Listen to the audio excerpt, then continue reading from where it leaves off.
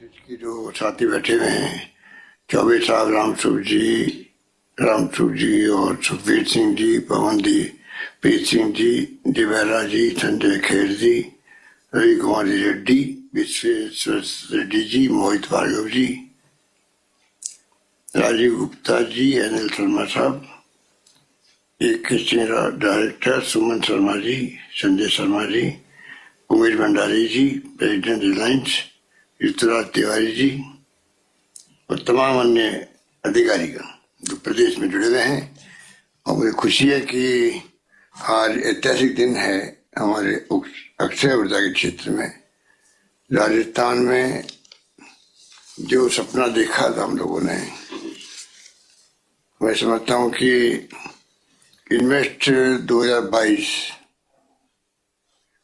के दरमियान जो हमने सोचा था, हालांकि वो प्रोग्राम पोस्टपोन हुआ, आप लोगों ने पहल करके जो इच्छा जताई है उसका मैं स्वागत करता हूँ। उम्मीद करता हूँ कि आपने जो अभी भावना व्यक्त की है उसके अनुरूप यहाँ सारे आपको सहयोग मिलेगा और ये काम बहुत आगे बढ़ेगा। जो आपके खुद की योजनाएं हैं, खुद के इन्वेस्टमेंट की जो आपकी योजना है, मैं समझता हूँ उसमें कोई दिक्कत नहीं आई। मैं पहले सोच रहा था जब आप बोल रहे थे कि ये खाली जो कह रहे हैं कोरोना काल में भी अच्छा व्यवहार हुआ, अच्छे फैसले हुए, टाइम पे जमीनों के भी और प्रोसेस की भी, तो मैंने कहा कि हमारे अधिकारियों को खुश करने के लिए कह रहे होंगे। पर एक के बाद एक बोलते गए तो मैंने कहा कि वास्तव में अच्छे फैसले हुए दिखते। उसके लिए सुबोध अग्रवाल जी, इनकी पूरी टीम बधाई के पात्र हैं कि मतलब दिल से लोगों ने कहा है। मैंने कहा शुरू किया, हो सकता है भाई आगे के लिए अपना इंतजाम करो, भाई खुश रखो तो तकलीफ नहीं आए हमें, वो बात नहीं लगी। तो मुझे बात की बहुत प्रसन्नता है कि जो माहौल में चाहता था जब मैं 20 साल पहले मुख्यमंत्री बना कि सिंगल विंडो कैसे लागू हो, बहुत वक्त लगा, कई प्रयोग हुए, फेल होते गए। अब जाके मैं समझता हूँ कि मुझे तसल्ली हो रही है कि अब जो सिंगल शॉप की जो बात की गई है, वन स्टॉप शॉप की, उसके माध्यम से अब हमारा इन्वेस्टमेंट बढ़ेगा। अभी बोर्ड ऑफ इन्वेस्टमेंट की मीटिंग भी अब और होने वाली है थोड़े दिन बाद में। तो इस प्रकार से माहौल अच्छा बन रहा है राजस्थान में। जहां तक इसकी बात है सोलर एनर्जी की, तो मैं आपको एक बात कहूंगा तो आप मेरी भावना समझ जाएंगे। करीब 30 साल पहले जब मैं टेक्सटाइल मिनिस्टर था केंद्र सरकार में 91 में, उसके लगभग 2-4 साल आगे पीछे होगा, मुझे याद नहीं, उस वक्त सोलर पावर कैसे प्लांट लगे। जब सोलर पावर के बारे में पूरा प्रयोग सफल नहीं हुए थे दुनिया के अंदर, प्रयोग चल रहे थे कैलिफोर्निया में, पता नहीं कहाँ भूल गया।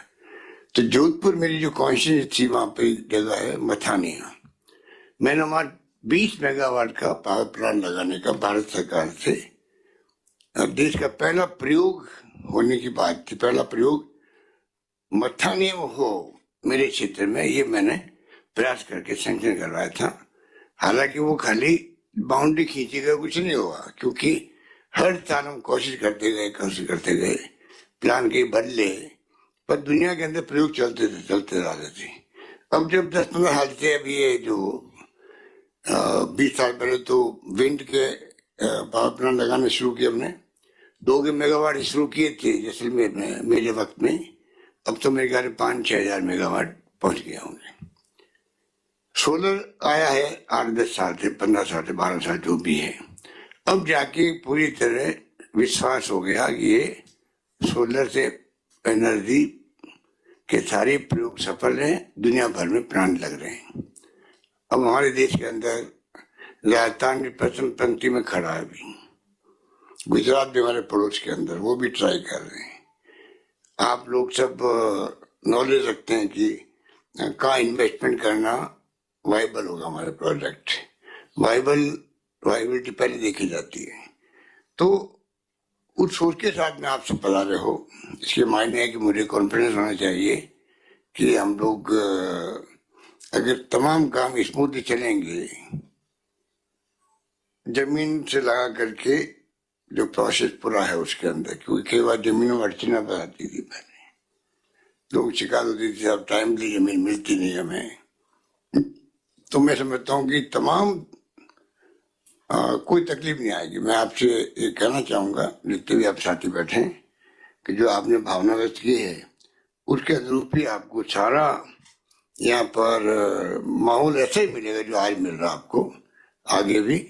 और आप लोग इन्वेस्टमेंट जितना चाहें, 5,000 10,000 मेगावाट का, जो 2030 तक का 500 गीगावाट का, या जो भी टारगेट है भारत सरकार का, हम चाहेंगे हमारी बहुत बड़ी भागीदारी उसके अंदर हो।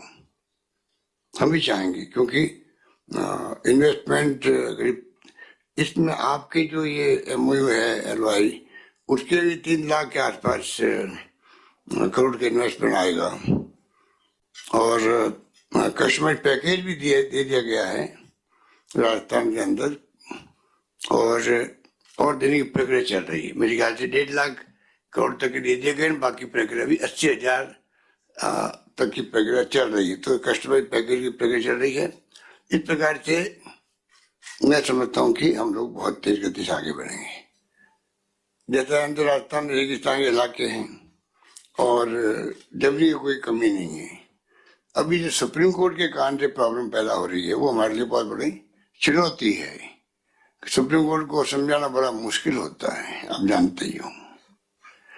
तो उसको ये फॉर्चुनेट बात है कि फॉर्चुनेटली इस केस के अंदर, इस मामले के अंदर भारत सरकार और स्टेट गवर्नमेंट की एक राय है सुप्रीम कोर्ट के अंदर। तो इसलिए मैं उम्मीद करता हूं कि सुप्रीम कोर्ट जल्दी कन्विंस होगा। जल्दी कन्विंस होगा तो आप सबको आसानी हो जाएगी, हमें भी अच्छा लगेगा कि इतना बड़ा एरिया, लंबा बड़ा एरिया है, और आज वहां पर प्रोजेक्ट जो आ रहे थे वो रुक गए हैं। ये हमारे लिए थोड़ा चिंता का विषय भी है। तो उसमें मैं लगा हूँ और हमारी पूरी टीम लगी हुई है किस प्रकार से ये काम जल्दी हो। बाकी तो आप निश्चिंत रहो, जैसा मैंने कहा आपको कि हम तो चाहेंगे प्रायोरिटी पर सब तरह की योजनाएं, जो कुसुम योजना हो, रूपटॉप की हो, मतलब राजस्थान में हम खुद चाहेंगे कि प्रोजेक्ट बड़े बड़े लगे। और हालांकि बिजली आप पैदा करके बाहर ले जाओगे, जहाँ आपने PPA साइन किया होगा, जो सिटी संस्था है, पर फिर भी इन्वेस्टमेंट हमारे यहाँ आएगा, रोजगार मिलेगा हमें, सब तरह से उसमें इन्वेस्टमेंट आएगा। और मैन्युफैक्चरिंग अगर आप लगा लें यहाँ पर, तो उसका और ज्यादा लाभ मिलेगा राजस्थान। तो मैं आपसे अपील करूंगा कि आप अपने इतने बड़े बड़े प्लान लगा रहे हो, आगे की प्लानिंग बता रहे, तो उसमें साथ में मैन्युफैक्चरिंग यूनिट भी राजस्थान में लगे। ये भी हमारी आपसे अपेक्षा रहेगी कि इसमें किस प्रकार से आप सहयोग कर सकते हैं। और बाकी तो जो आपकी जो किसी अभी आपके साथी ने कहा था कि इवेक्यूएशन और ट्रांसमिशन, इसमें आप निश्चिंत रहो।